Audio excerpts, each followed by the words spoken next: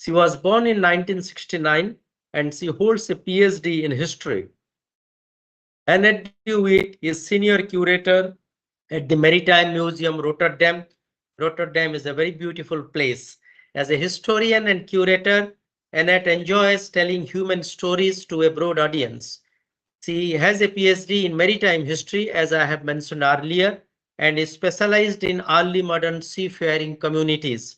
Lately, she has been working on projects on rights of seafarers, the colonial history of Rotterdam, and migration. For the audience and also for today's speaker, let me tell that this university has done a lot of work on maritime related issues. In fact, in 2022, we hold a national conference of 3 days known as Dhara Samudra Manthan, where there were many speakers and a lot of deliberations occurred. And this time also, we are looking forward to have a 2 days international conference sometimes in November or December. At that time, we are definitely will extend an invitation to today's speaker and we'll be very happy if she can accept the invitation and she will come down to Odisha, and especially she will find out that Odisha has a long coastline of 450 kilometers and India is a land which has a coastline of almost 7,500 kilometers. So with these words, today, I will just tell you the speaker is going to speak on Destination Port City, the making of an exhibition on the present, past, and future of the Port of Rotterdam Maritime Museum. With these words, once again, I welcome you, Dr. Annette de Wit, to this prestigious SOAFAL oration, and I am really extremely happy and privileged that you consented to be a speaker.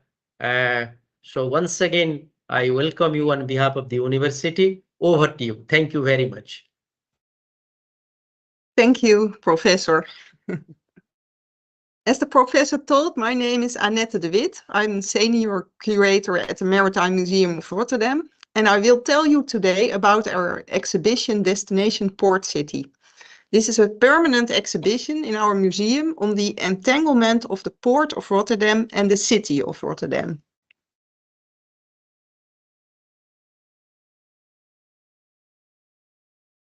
But first, let me introduce you the Maritime Museum of Rotterdam. We are situated in the heart of Rotterdam, near the historical port of Leuvenhaven, one of the oldest ports of the city, where we welcome around 2,100 visitors yearly. I don't know if you can see it, but this is the museum, and over here is our old port. We have there 46 historical ships and cranes, and in the main building, there are 6 exhibitions.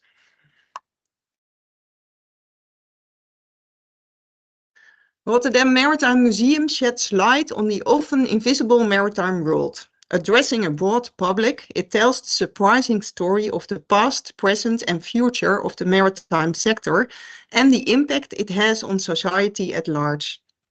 Over here on the photograph, you see an impression of our offshore experience. There we tell in a playful way about the search for energy on sea.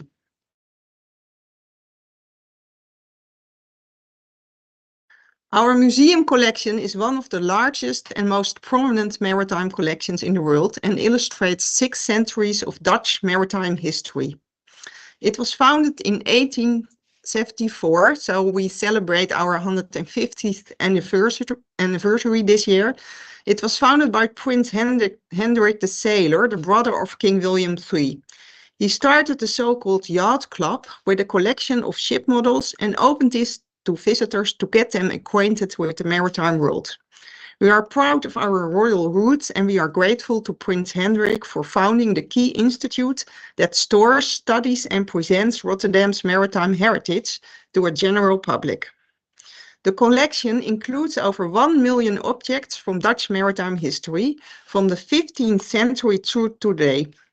The museum wants to make this precious collection accessible to as many people as possible, for research, to gain new insights, or simply to enjoy them.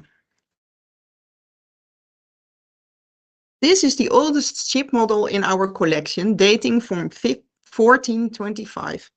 This model is the only 15th century three-dimensional representation of a cargo vessel. It's an important source of knowledge about late medieval shipbuilding. The model takes its name from the chapel it came from in Mataró, a coastal town north of Barcelona. It's the oldest known ship model in Western Europe. Both its age and its technical accuracy make the model unique. Using our rich collection as starting point, we try to reach the audience by exhibitions, events, and educational programs. Our main target audience are families and so-called maritime enthusiasts. We want to engage our audience by asking them to participate, telling their own maritime stories and think about the future. We are famous for our children department called Professor Plons. Children can play and learn about the maritime world and at the same time get acquainted with a museum. Now we move on to the exhibition Destination Port City. In this exhibition, on display for the next 7 years, visitors board a virtual metro and travel through the past, present and future of the port city of Rotterdam. They experience how Rotterdam has been shaped by water, its ports, labor and trade. Maritime stories are told in 8 stations, starting at the birth of Rotterdam in 1270 and ending in the future. Each station has its own theme. The stories of port and cities are interwoven with personal stories of inhabitants of present-day Rotterdam. Creating a virtual metro line in which our visitors can travel from the center of the city, it's over here, all the way to the nowadays ports, over here, makes it possible to show an unknown world to our public. As there's no public transport in the port area, most visitors of Rotterdam will never get there. Before we dive in the history of the port and the city of Rotterdam, visitors can visit our central station, meeting people who are working and living in the city and the port. There's also a timeline showing historical facts.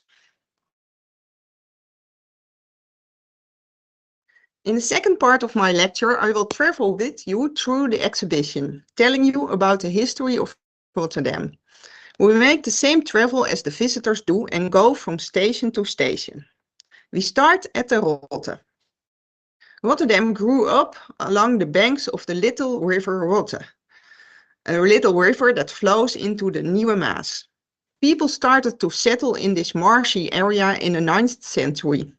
They built farms on slightly elevated land along the riverbanks, keeping farm animals and growing vegetables. The area became wetter as time progressed and flooded in the 12th century. Dikes and polders were built to reclaim the flooded lands. These efforts reached their peak with the construction of a dam in the Rotte around 1270. As soon as the dam was finished, houses were built on top of it. That was the start of Rotterdam. The dam and the area behind it became increasingly populated in the 14th century. The Nieuwe Maas provided a direct link between the North Sea and the hinterland. Sailors and fishermen traded part of their cargo in Rotterdam. In the exhibit, we show personal belongings from the first inhabitants of Rotterdam, like knives like these, and the oldest known cooking pot of the city. And maps show how the city grew. We also made an animation showing how the city changed through times. The town continued to grow in the centuries that followed. The people of Rotterdam shaped their environment to suit trade and the shipping industry. In the 19th century, ocean-going vessels grew even larger. The Nieuwe Maas was not deep enough to take them, so Rotterdam's residents built a Nieuwe Waterweg, New Waterway. In the 20th and 21st centuries, land was even reclaimed to expand the port area. These changes met with resistance sometimes. Villages were demolished and the harbors were noisy and smelly. But growth continued unabated and the port was pushed further and further seaward. Rotterdam has become a global port. The next stop is Station Leuvenhaven, which tells us about the colonial past. The Maritime Museum is on the Leuvenhaven. This harbor used to look very different. The bombardments at the start of the Second World War obliterated the stately houses of the merchants that had stood here since the 17th century. In those days, large sailing ships were moored in the Leuvenhaven, ready to sail to Asia, Africa, the Caribbean, or Brazil. They brought back sugar, coffee, tobacco, coca, and spices. The goods were stored in the basements of the merchants' houses. Rich families lived in the choicest premises.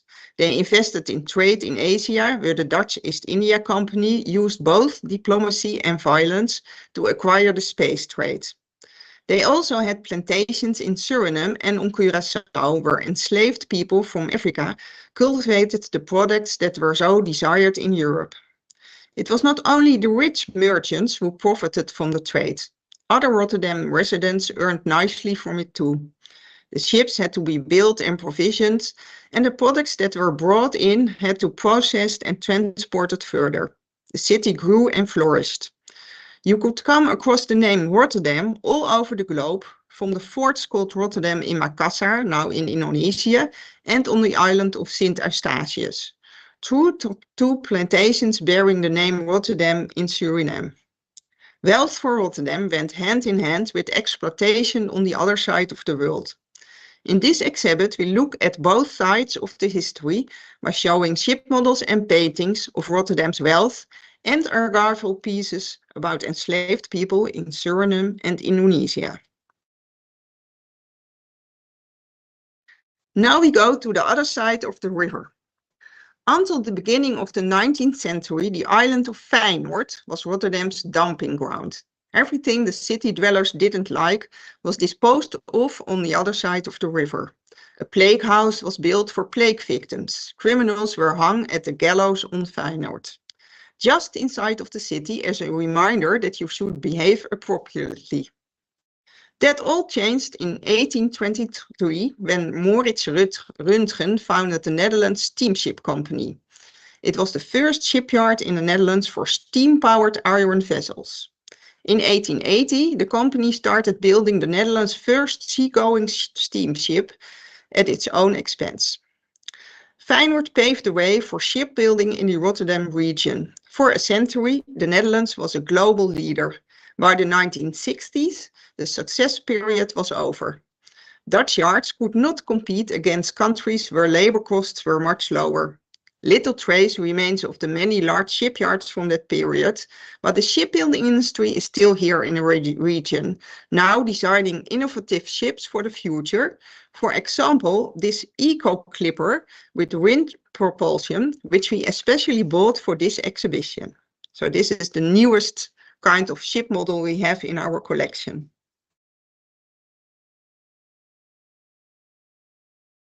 We go on the south side of the river. Rotterdam South was at the heart of the major redevelopments of the port at the end of the 19th century. First, docks were built. The emphasis was on speeding up the transshipment of products. Then houses were built and a new urban area gradually grew up behind the docks. More and more workers moved here from Brabant and Zeeland, attracted by their jobs in the port and on the ships.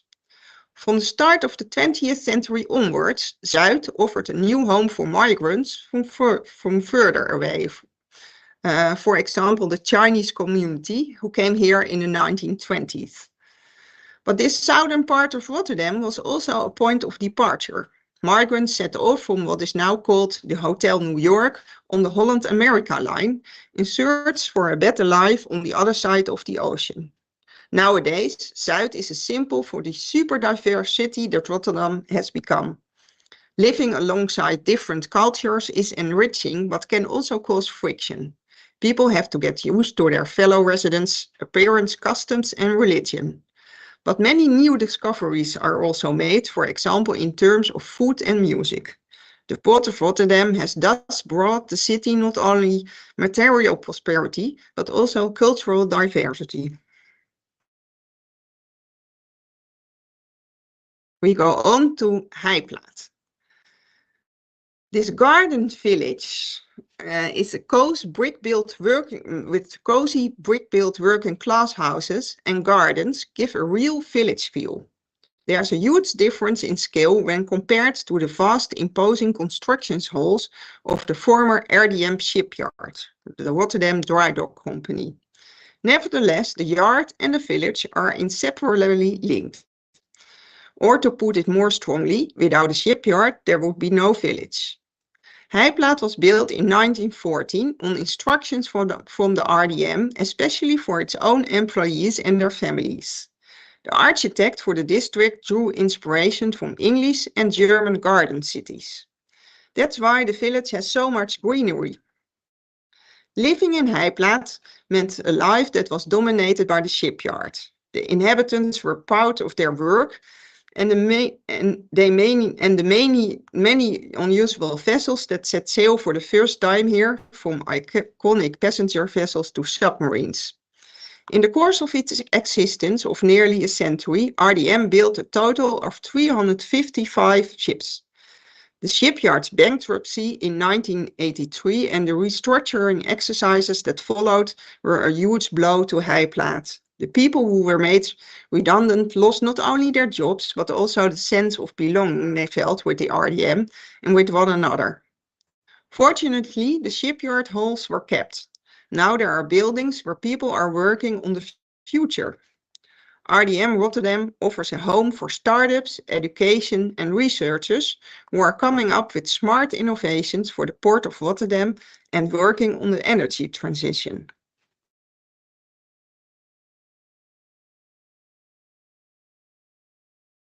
The next stop is Pernis.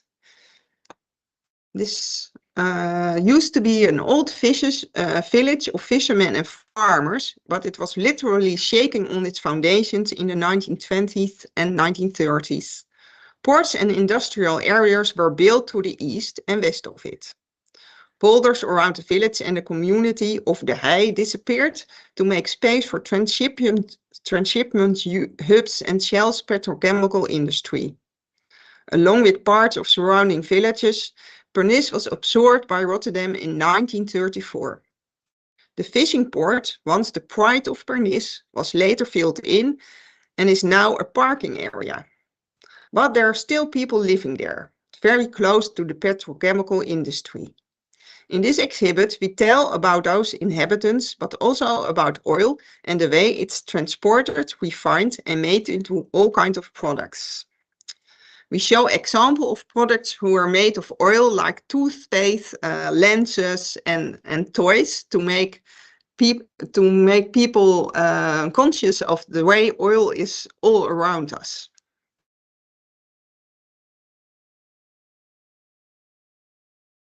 Now we move to the new land of the Maasvlakte.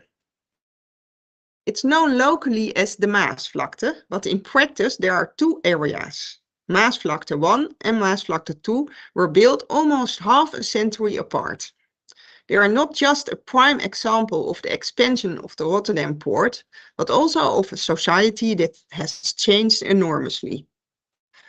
Maasvlakte 1 was designed in the 1960s. It was clear that Rotterdam would have to expand seawards. But how? And above all, who and what would pay the price? Those questions didn't seem too important at that time. The economic growth and prosperity of the Netherlands were key. Maasvlakte 1 was mainly about profit. But the need for more growth remained. Maasvlakte 2 was already being developed even before Maasvlakte 1 was full. As soon as the economy took a downturn, a plan was drawn up to spend a lot of money and get the economy back on track. It was time to build Maasvlakte 2. But the times had changed. The advent of Maasvlakte 2 was not as natural and obvious as number 1 had been.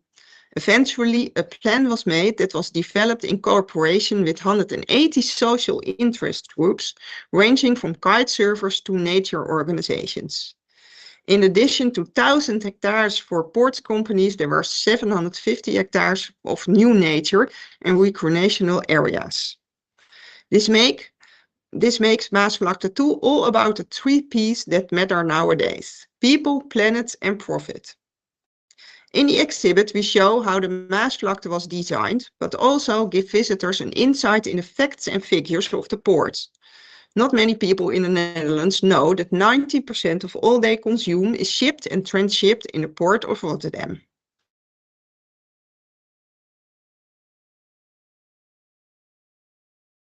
We already arrived at the last station. It's called Horizon.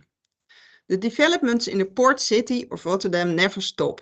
The port of the future will be more sustainable and smarter. Automation and innovation are playing increasingly large roles. Work to improve accessibility will also be happening. The depth of the new waterway and the fairway to it from the North Sea do not maintain themselves. What has applied to 8 centuries of Rotterdam and its port that are now behind us will also apply to the future. The city and the port will never stand still. And here we show our visitors ideas about the future of port and city. Each year we work with a different guest curator. For this edition, Lola Landscape Architects designed the port of the future. More space for water and nature and growing food in the port area. The next years we will talking about sea level rise and labor in the port of the future.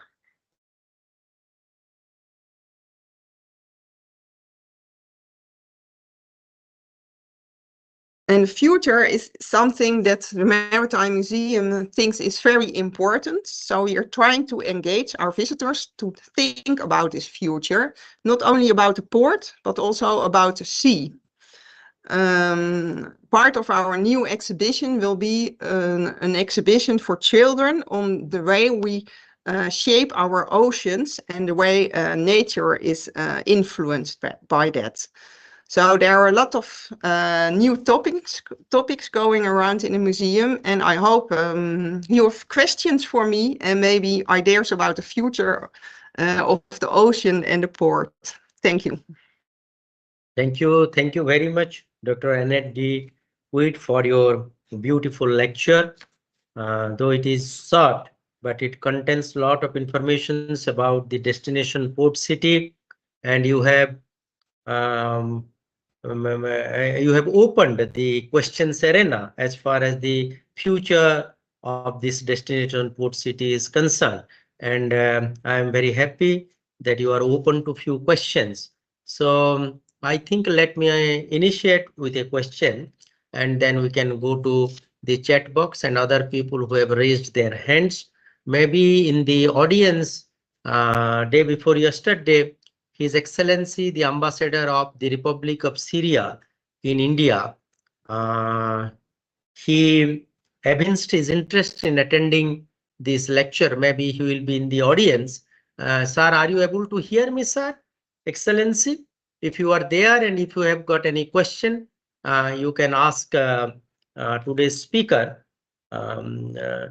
So now my point is that in our state of Odisha, we have a museum also that is known as Odisha State Maritime Museum.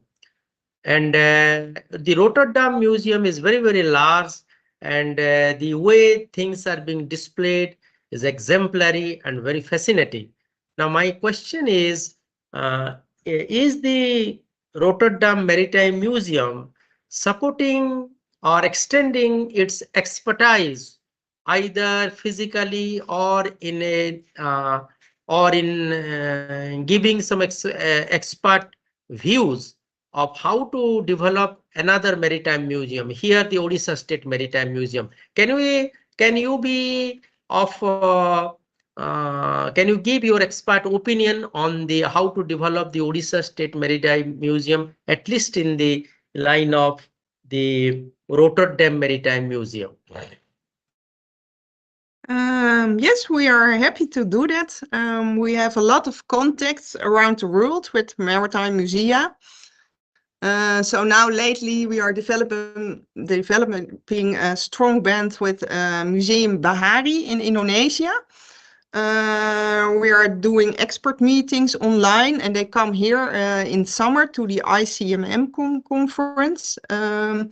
And we're talking a lot about exhibiting, but also about our collection, because we have 300 Indonesian ship models in our collection. So we really have an exchange in scientific way on the models, but also on presenting the models and making exhibitions and telling stories to visitors. So we are really open to be of any help to exchange ideas. Thank you very much. There is every possibility that I may travel to Rotterdam Maritime Museum in the last week of June. So I will liaison with the Odisha State Maritime Museum, and I will talk to the authorities, and any kind of expertise or any kind of support they need from the Maritime Museum of Rotterdam, then I will talk to them, and we can go for a formal MOU kind of thing, memorandum of understanding, so mutually acceptable to both the sides. Now, thank you very much for answering that question. Now, let me go to the Dania Al-Badawi. Have you got any question? You have raised your hand. Yes. Nazar Rahmoon, Mudar Youssef, Khalid Al-Bakur. You have raised your hand. So if you have got any question, please ask your question.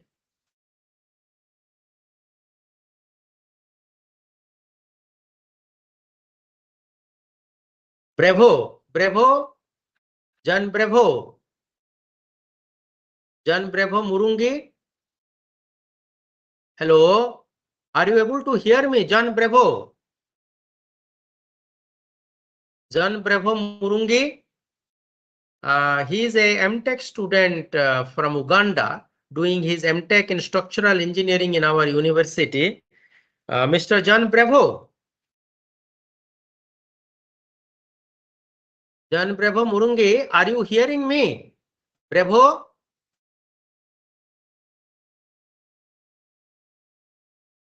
Is not there, I think. Anybody who can ask you, is there a, let me see the chat box. There is a question maybe.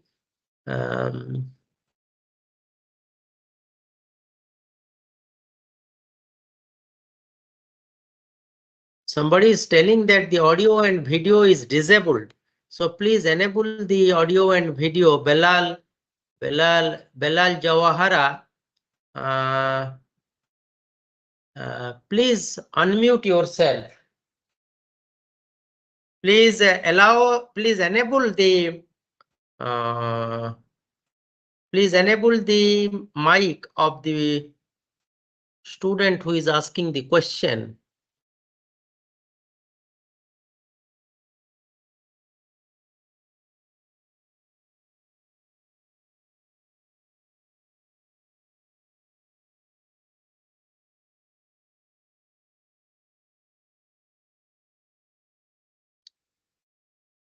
So let me probably the microphone is. Hello, Murungi, are you able to hear me? Hello. So please ask your question.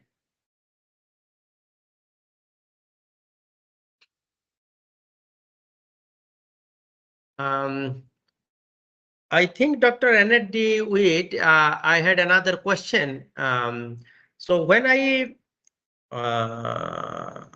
as far as these oil imports and exports is concerned, I think Rotterdam as a Rotterdam is probably the one of the foremost port city in doing these oil imports and exports. Am I correct? Yes, that's true. Yeah. So that actually, is it a transit port, or it that means the oil that is produced in Netherlands being exported, or it is a transit facility in Europe where the oil is being the oil is oil to different countries of Europe is is being exported. Some kind of that is there. Yeah, it's transition port. Yeah. So the oil comes from other countries in ships, and then it's transported either to ships, in inland ships, or through I don't know the word, buizen, under the ground. But the main thing is there's a lot of oil refined in the petrochemical industry, and this is a real big part of the Rotterdam harbor, Rotterdam port. So it's transferred into all kinds of products. Okay, thank you. I think the Rajsekhar, please unmute the student. Those who are asking questions, they are writing in the chat box that we can hear you clear. We can hear you clearly, but we cannot unmute ourselves. So that is what they have mentioned. So probably they are in a position to ask the questions, but they are not in a position to unmute themselves. Probably that. So I will request our operator to unmute the audience who is asking the question. Or they can type the question and I can answer.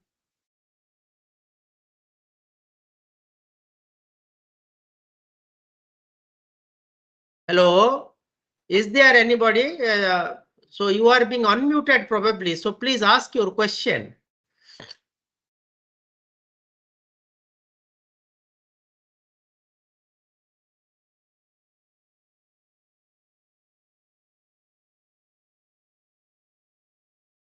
Or maybe they can type their question, then I can read it. I can read the chat. Yes, that is right. You can, you see, if you are unable to unmute yourself, please type your question in the chat box so that she can answer it. Please type your question.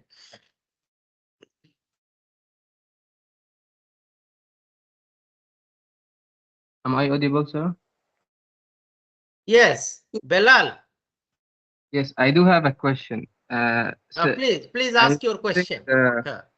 The port is one of the largest, maybe the largest port in the entire Europe, right?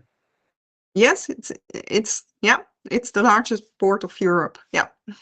Okay, so how do the products get transported from the port to the rest of Europe? By rivers, roads, or trains? What is the main transportation? It's inland shipping. That's still very important. For example, to Germany. And then there, of course, there is by road and by train. But the inland shipping is still very important. So if you go to the Maas over here, you see a lot of inland shipping going to, especially Germany, as it was in the 19th century already. It's really like a transfer port. I think, Belal, that has answered your question, because important is the inland shipping, and part of the load is also being shared by train. There are two questions in the chat box. What educational programs or outreach initiatives accompany the exhibition to further explore its themes and content with diverse audiences? Can you repeat the question? Because I didn't hear it. Sorry. Okay. What educational programs or outreach initiatives accompany the exhibition to further explore its themes and content with diverse audiences? Okay, that's a very good question. We have two educational programs. One is for visitors with their children, so they can do an audio tour. So the story of the exhibition is told by two actors, so they can hear that with their headphones and a telephone. And then we have an educational program for children from, let's say, 7 to in the age of 7 till 9. They're doing a kind of program on shipbuilding. So they're going to visit the exhibition and especially the two stations about shipbuilding. And after that, they're going to do a workshop on building ships, making them conscious also about shipping in the future. So this ship, the Eco Clipper, is one example that they get. And they have to think about where ships move, so to say. That's what we do. And then on a yearly basis, we have a lot of events because there's a lot of communities coming to our museum. So, for example, we are celebrating the Chinese New Year's Festival on a yearly basis. And next week, we have a same event with people from Capo Verde. So we do a lot of events during the year to engage people. Thank you. There is a question in the chat box, may not be related to your topic. If you like, you can answer or you can pass it. What are the implications of recent diplomatic engagements between European Union member states and India, particularly in terms of trade, defense, and strategic partnerships? Well, I think that's a little bit of my topic. I really don't know exactly. Yes. I could dive in it and study a bit about it, but I don't. As I'm a historian, I'm more busy with the past than with the. Yes. So there are other questions. Okay,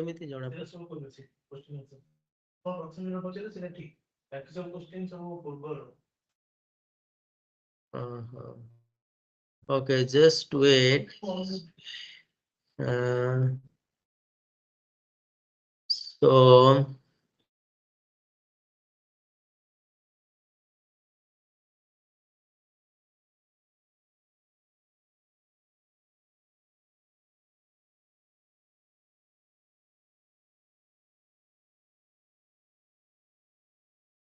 There's a question of John Murungi, I guess. Oh, is there a question? Let me. Yeah. It says, can you kindly discuss the significance of preserving and presenting the maritime heritage of such a prominent port city, and how this exhibition contributes to public understanding and appreciation of its past, present, and future? It's a rather difficult question because we try to make an exhibition and with a lot of different topics. And of course, visitors go to this exhibition, but we don't know exactly what they think about it. So what we are doing now is in this station Horizon about the future of the city, we're trying to make an extra application to really get in touch with our public. And we are discussing different topics, for example, climate change and the transformation of the port to another way of being port, so to say, not only about oil, but transforming this port. And then we are really going to talk with our visitors, and we have special events at night, asking experts to tell about the current port and their ideas about the future. So that's where we engage really with the public. I don't know if this is an answer. I think, John Bravo Murungi, this explains your question. And there is a kind of a question. I'm interested about any scholarship on building ships. Is there any?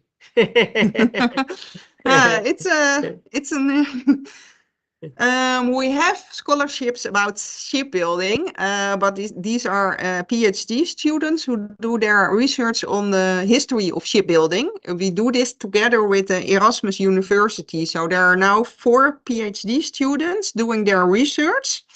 And concerning modern shipbuilding, I don't know exactly. It's out of our range, so to say, but I think there will be possibilities at the Technical University at Delft Okay. Okay. That means Erasmus University and Rotterdam Maritime Museum, are they in some kind of collaboration for this Yeah. offering this scholarship?